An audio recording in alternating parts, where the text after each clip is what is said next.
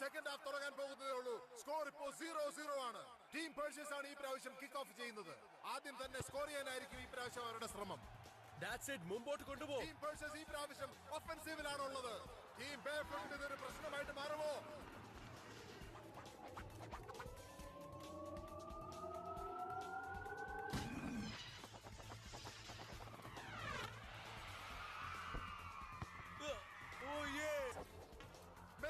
Ball തട്ടിയെടുത്തിരിക്കുന്നു. ക്യാൻറ്ററും കാസ്കിയും അവന്റെ എതിരെ വന്നോണ്ടിരിക്കുന്നു. തീർച്ചയായിട്ടും മിത്തിനെ തടയാനാണ് ഉദ്ദേശം. മിത്തിന് അവരെ ക്രോസ് ചെയ്യാൻ പറ്റുമോ? മിത്ത് സമാധാനിക്ക്. വേണമെങ്കിൽ ആ പോസ്റ്റ് ഉപയോഗിച്ചു.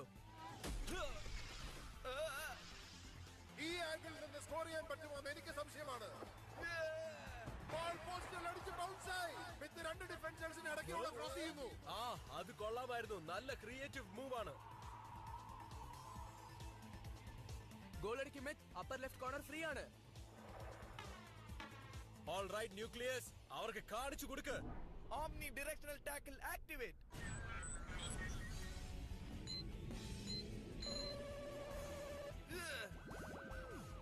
വന്നു കഴിഞ്ഞു. ന്യൂക്ലിയസിന്റെ സിഗ്നേച്ചർ മൂവ് കണ്ടില്ലേ? മിത്ത് പ്രശ്നത്തിലാണ്.